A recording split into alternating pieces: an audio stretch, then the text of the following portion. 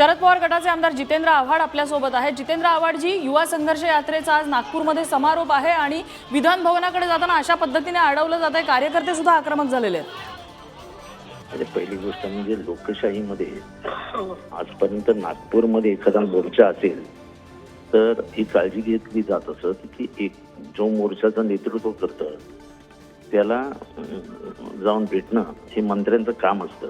हो, आता कोण कोण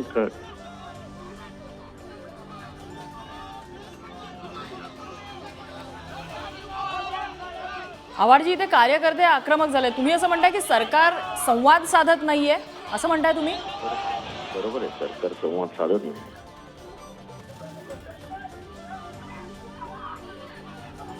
स्वतः रोहित पवार सुद्धा आहेत तिथे। जितेंद्र आव्हाडजी, धन्यवाद, आपण पुढारी न्यूजला प्रतिक्रिया दिली त्याबद्दल। स्वतः रोहित पवार आहेत या ठिकाणी आणि कदाचित पोलीस त्यांना ताब्यात घेण्याची शक्यता आहे। राष्ट्रवादीच्या नेत्या विद्या चव्हाण आपल्यासोबत आहेत। विद्याताई, रोहित पवारांचे कार्यकर्ते चांगलेच आक्रमक झालेले आहेत, तिथे विधान भवनाकडे जाण्याचा प्रयत्न करतात आणि त्यांना रोखण्यात आलंय। हॅलो, या ठिकाणी आता मी या सभेला होते आणि विद्याताई, आताची अपडेट देते मी तुम्हाला, रोहित पवारांना पोलिसांनी ताब्यात घेतलेलं आहे। तेच मी म्हणते, पोलिसांनी ताब्यात घेण्याचं काही कारणच नव्हतं, कारण इथे शांततेच्या मार्गाने मोर्चा आला, सभा झाली आणि इथे कोणीही सरकारचं प्रतिनिधी भेटायला सुद्धा आलं नाही, विचारपूस करायला आलं नाही, म्हणून तरुण मुलांनी ठरवलं की आपण जाऊया आणि ते आमदारांबरोबर गेलेले आहेत। तिथे काही गोंधळ घालणार नव्हता, त्यांचं एक शिष्टमंडळ जरी आतमध्ये नेलं असतं 5 जणांचं तरी हा प्रश्न निर्माण झाला नसता। पण हे म्हणजे सरकार हमसे डरती है, पुलिस को आगे करती है, असंच मला म्हणावं असं वाटतं।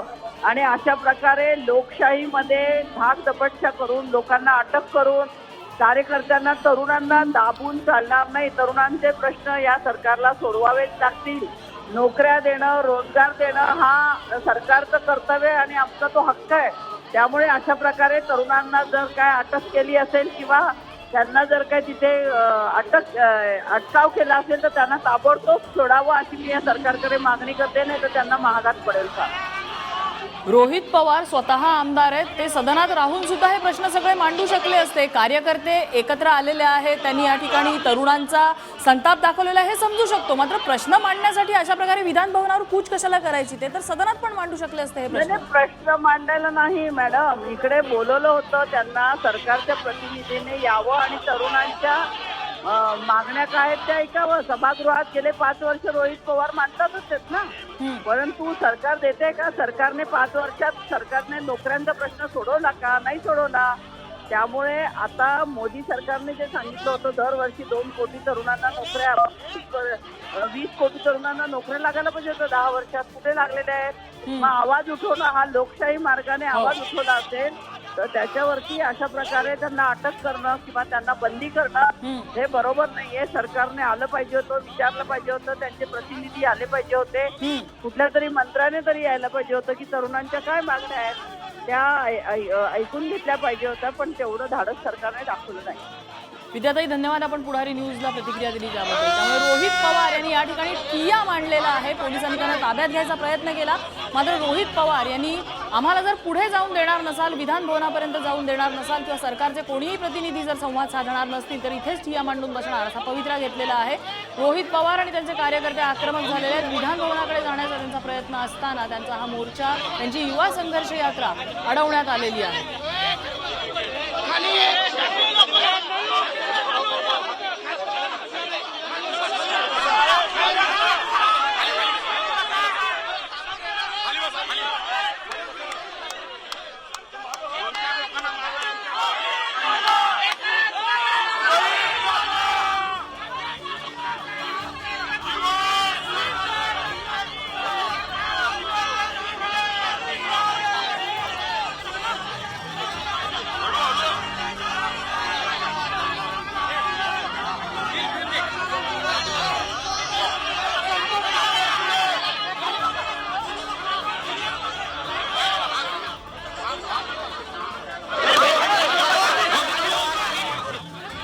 रोहित पवार यांची युवा संघर्ष यात्रा नागपूरमध्ये धडकली आणि विधान भवनाकडे जाण्यापूर्वी त्यांना पोलिसांनी अडवलं आणि त्यानंतर कार्यकर्ते आक्रमक झालेले आहेत, त्यांना विधान भवनाकडे जाऊ दिले जात नाहीये। पोलिसांनी ही संघर्ष यात्रा अडवलेली आहे आणि त्यानंतर आता रोहित पवार आणि कार्यकर्त्यांसह रस्त्यातच ठिय्या मांडलेला आहे। तरुणांचे प्रश्न मांडण्यासाठी, तरुणांची व्यथा मांडण्यासाठी गेल्या अनेक दिवसांपासून त्यांची ही युवा संघर्ष यात्रा सुरू होती। आज नागपूरमध्ये शरद पवार यांच्या वाढदिवसाला त्यांचा युवा संघर्ष यात्रेचा समारोप झाला। खरं तर सरकारकडून कुणीतरी यावं आणि संवाद साधावं अशी भूमिका त्यांनी यापूर्वी मांडलेली होती। मात्र सरकारकडून संवाद साधण्यासाठी, प्रश्न ऐकण्यासाठी कुणीही न आल्यामुळे विधान भवनाकडे जाण्याची भूमिका या युवा संघर्ष यात्रेने रोहित पवारांनी घेतली आणि पोलिसांनी ही युवा संघर्ष यात्रा वाटेतच अडवलेली आहे। कार्यकर्त्यांना विधान भवनाकडे जाऊ दिलं जात नाहीये, डबल बॅरिगेडिंग या ठिकाणी करण्यात आलेलं आहे आणि त्यानंतर आता रोहित पवार यांनी याच ठिकाणी कार्यकर्त्यांसह ठिय्या मांडलेला आहे। पोलीस त्यांच्याशी चर्चा करण्याचा प्रयत्न करतायत, संवाद साधण्याचा प्रयत्न करतायत, मात्र रोहित पवार आपल्या भूमिकेवर ठाम दिसतायत।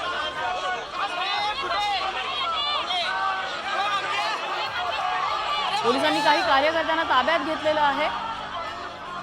रोहित पवार यांनाही ताब्यात घ्यायचा प्रयत्न झाला, मात्र त्यांनी या ठिकाणी ठिय्या मांडत आपल्या भूमिकेवर आपण ठाम असल्याचं एक प्रकारे दर्शवून दिलं।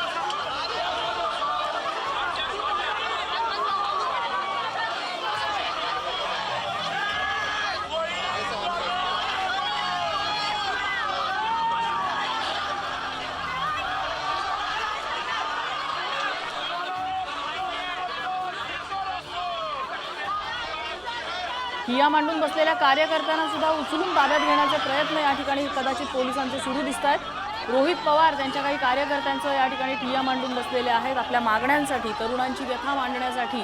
त्यांची युवा संघर्ष यात्रा गेल्या अनेक दिवसांचा प्रवास करत अधिवेशनादरम्यान आज नागपूरमध्ये पोहोचले। आज शरद पवार यांचा वाढदिवसही आहे आणि आज नागपूरमध्ये काही वेळापूर्वी त्यांची सभा झाली, ज्या सभेमध्ये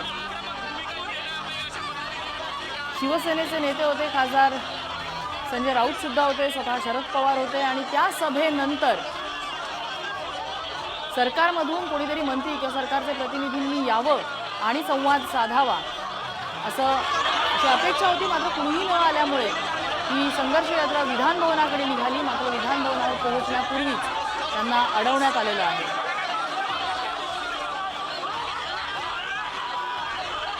रोहित पवार सध्या काही कार्यकर्त्यांचं या ठिकाणी ठिय्या मांडून बसलेले आहेत आणि या काही धक्काबुक्की सुद्धा इथं होताना दिसते, काही कार्यकर्त्यांची आणि पोलिसांची।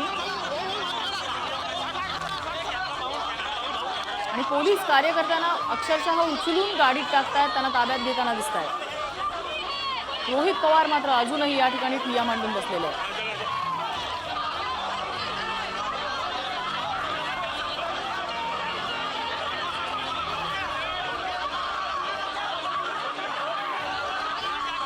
मोठा पोलीस फौजफाटा या ठिकाणी तैनात करण्यात आलेला आहे आणि रोहित पवार काही आपली भूमिका सोडण्यासाठी तयार नाहीये, ते या ठिकाणी ठिय्या मांडून बसलेले आहेत।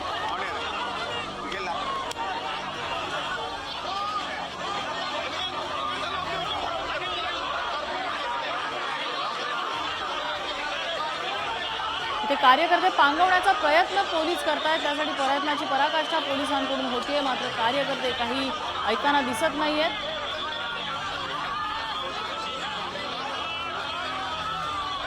आणि याच कार्यकर्त्यांना पोलिसांनी आता पकडून ताब्यात घ्यायचा प्रयत्न केलेला आहे। स्वतः रोहित पवारांना सुद्धा ताब्यात घेतलं जात आहे। रोहित पवारांना पोलीस व्हॅनमध्ये बसवण्यासाठी सध्या पोलीस प्रयत्नाची पराकाष्ठा करतायत। रोहित पवारांना ताब्यात घेतलं जात आहे असं दिसतंय।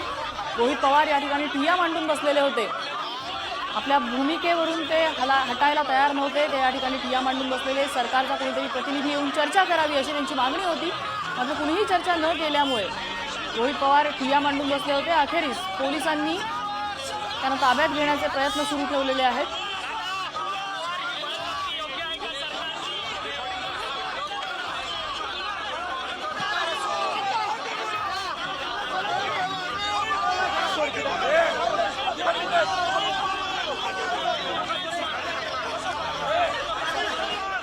अधिकारी कुठे आहेत? अधिकारी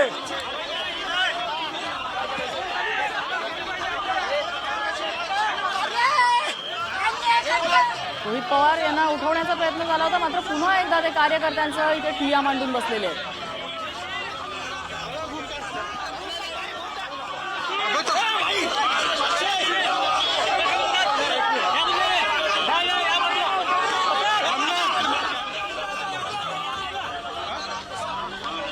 पोलीस अधिकारी कोण आहेत त्यांच्याशी चर्चा करण्यासाठी रोहित पवार यांनी सांगितलेलं आहे. पोलिसांशी चर्चा केली जाते.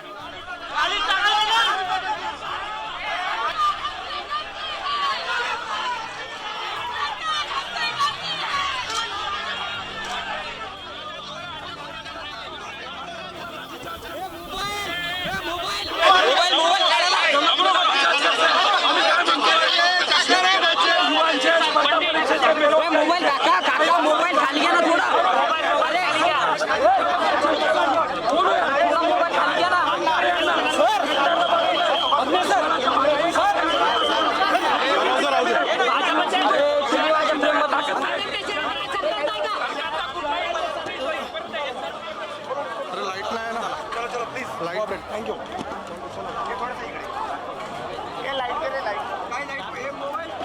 काही वेळापूर्वी रोहित पवार यांना ताब्यात घेण्याचा प्रयत्न झाला, मात्र त्यानंतर अधिकाऱ्यांशी चर्चा करणार असल्याचं त्यांनी सांगितलं आणि पुन्हा एकदा रोहित पवार या ठिकाणी ठिय्या मांडून बसलेले आहेत. रोहित पवार यांची युवा संघर्ष यात्रा गेल्या अनेक दिवसांचा प्रवास करत विधान भवनावर येऊन पोहोचलेली आहे आणि विधान भवनावर धडकण्यापूर्वीच पोलिसांनी त्यांची ही या संघर्ष यात्रा अडवलेली आहे. अनेक तरुण कार्यकर्ते आहेत, स्वतः रोहित पवार नेतृत्व करतायत आणि पोलिसांनी त्यांना काही वेळापूर्वी ताब्यात घ्यायचा प्रयत्न केला होता. अनेक कार्यकर्त्यांना ताब्यात घेतलेला आहे, मात्र रोहित पवार या ठिकाणी ठिय्या मांडून बसलेले आहेत. आणि आता राष्ट्रवादीचे नेते अनिल देशमुख आपल्यासोबत आहेत. अनिल देशमुख जी, रोहित पवार यांचा संघर्ष सध्या आपण बघतोय, पोलिसांनी त्यांना ताब्यात घ्यायचा सुद्धा प्रयत्न केलेला होता. आपली प्रतिक्रिया? असं आहे की आमच्या राष्ट्रवादी काँग्रेसची जी संघर्ष यात्रा जी निघाली होती, त्या संघर्ष यात्रेमध्ये 50-55 हजार आमचे सर्व लोक, शेतकरी, तरुण, महिला त्या ठिकाणी उपस्थित होत्या. हो. आणि आमच्या त्या मोर्चाला प्रामुख्याने काल माननीय शरद पवार साहेब कांद्यासाठी काल नाशिकला गेले होते. तिथे कांद्याच्या बाबतीत त्यांनी प्रश्न उपस्थित केला. आज स्वतः पवार साहेब आज नागपूरला आले. इथे जे आपल्या शेतकऱ्यांचे विषय आहेत, प्रश्न, शेतकऱ्यांचे जे प्रश्न आहे, कापसाचा प्रश्न आहे, कापसाला भाव नाही, सोयाबीनला भाव नाही, संत्रा परदेशात जात होता तो परदेशात जाऊ शकत नाही, धानाचा बोनस जाहीर केला नाही. हो. अशा ज्या विविध प्रश्न जे होते त्या प्रश्नासाठी आज शरद पवार साहेब या मोर्चामध्ये स्वतः सामील झाले होते. हो. अतिशय मोठा मोर्चा आज नागपूरला राष्ट्रवादी काँग्रेसच्या माध्यमातून संघर्ष यात्रेच्या समारोपाच्या माध्यमातून होता. त्यामध्ये रोहित पवार यांनी जी 800 किलोमीटर जी संघर्ष यात्रा काढली होती त्याचा सुद्धा समारोप होता. पण या मोर्चाच्या माध्यमातून जे जनतेचे प्रश्न आहे, शेतकऱ्यांचे प्रश्न आहे, युवकांचे प्रश्न आहे, महिलांचे प्रश्न आहे, बेरोजगारीचे प्रश्न आहे, त्या बाबतीत जे आमचं निवेदन होतं ते सरकारला आम्हाला द्यायचं होतं. पण सरकारचा कोणताही प्रतिनिधी इतक्या मोठ्या प्रमाणात या मोर्चामध्ये 50